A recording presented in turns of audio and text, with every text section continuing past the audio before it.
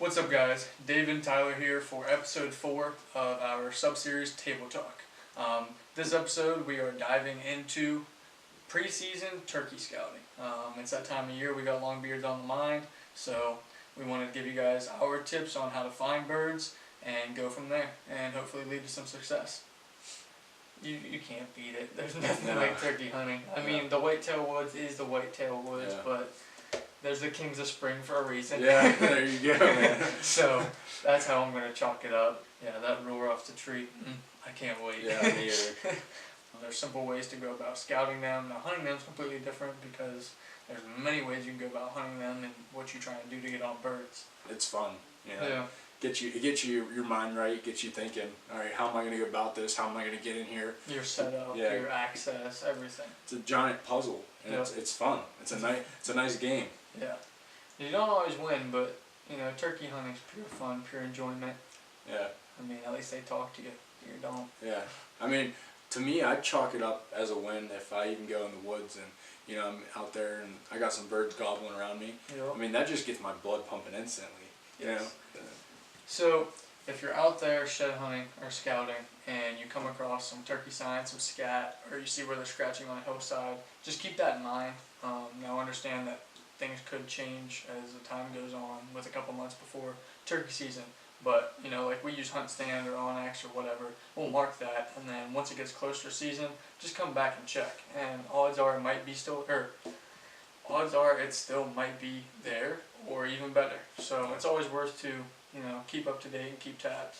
2-3 weeks before season, you can try to locate them, find out where they're roosting and holding up and calling home. That's where you could call home for the next, you know, from whenever your season starts to whenever it ends. Yeah. Now, touching back on what you just said there, I'm happy you caught it. He said 2 to 3 weeks before season. Don't go in a night before season and try and scout these turkeys, because they don't all roost in the same tree. And if you bump one, they all might be gone.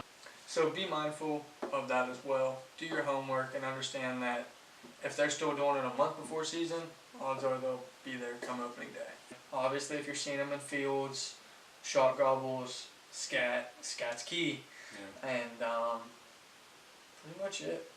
The birds are going to tell you where they are. Points of a hill, Ridges, anything really. So you just got to look for the right trees, the right areas that would be good for a turkey to drop down into and fly up. They like to use their vision, which is their best key. So look for areas like that. If you can find a roosting tree or a possible roosting tree, mark it if you use hunting apps like we do. Because either way, it could benefit you. Some point during season, birds will roost in different areas based on pressure, the hens, and every other thing. If they're not roosting on your property or whatever and you're still finding sign, that tells you that they're coming through there in their daily pattern. So that's still good. We'll touch on how to locate these birds also. You know, ways to get them to shot gobble. You've got owl call, crow call. I've seen the hunting public do a freaking coyote howl. I know guys that have done like goose calls. The way I try and go about it is I get to where I can hunt them.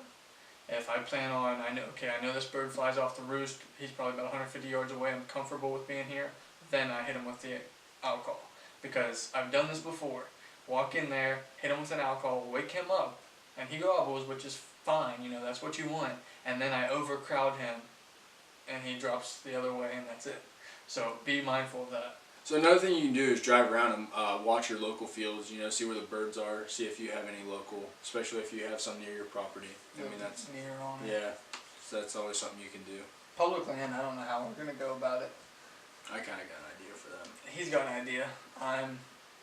He's the one that dragged me on public land first time. I don't know.